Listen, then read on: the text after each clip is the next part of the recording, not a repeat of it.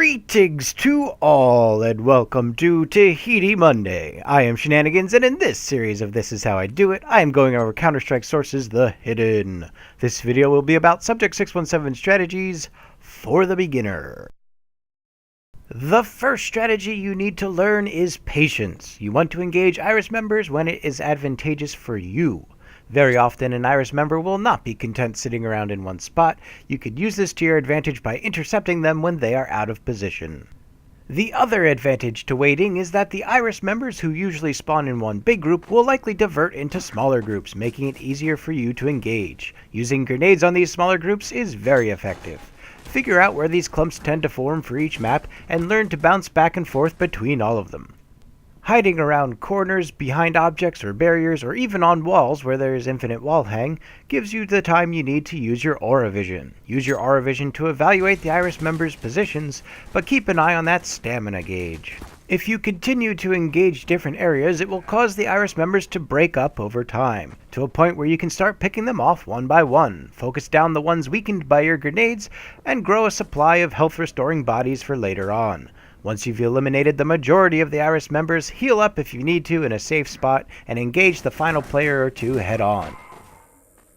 You may get nervous and spring into action the moment you see an Iris member, but try to keep a cool head about you. It is amazing how just staying in an unlikely spot can render you virtually indetectable to every last Iris member, even when they're right next to you. Just be careful, as the more you turn your body, the more likely someone is to see you, as your character will rotate in the Iris members' visions. As I mentioned, it is in the unlikely spots that you go undetected. To find unlikely spots, you must be familiar with your terrain. In the areas where there are lots of turns and obstacles, the pounce away method works very well. Iris members will turn to see nothing since your pouncing will be hidden by those turns and obstacles. Sitting on top of small roosts just above head height can also allow you to go undetected. These spots include short trees, tall boxes, or even small structures. In open areas, the up and down method is much more concealing, but just be careful not to get baited by other players. Assume each Iris member is being watched by another, even if you think they're alone. There are certain maps and situations where the main group does not split up, and so you are forced to take the offensive. You need to know where and how to isolate individual Iris members. If the main group is tightly clumped, a single nade can do 100 to 300 damage over all of them, and each 33 damage you do to an Iris member is one less swipe you need to get in.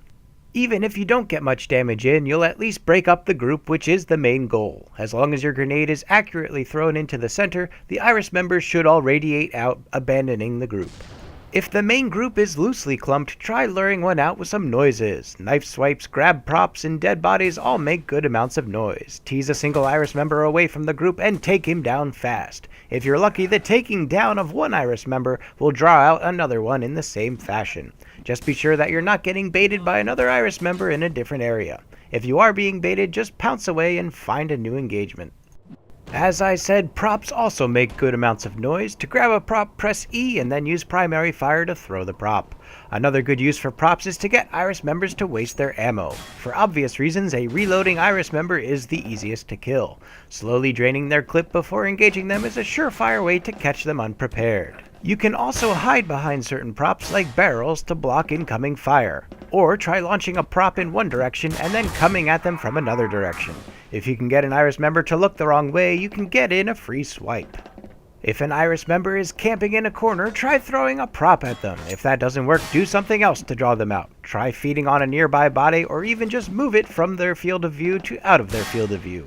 This is usually all you need to do to get an Iris member to come looking. And that is how I did it! Subject 617 strategies for the beginner.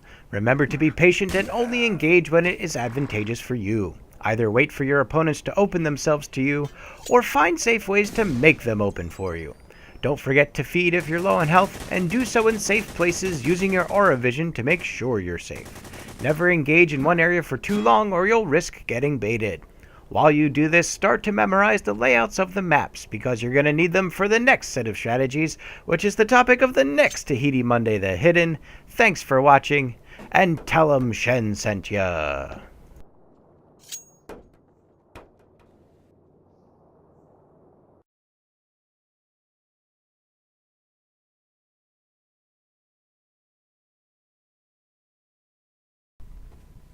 Oh, did you hear something?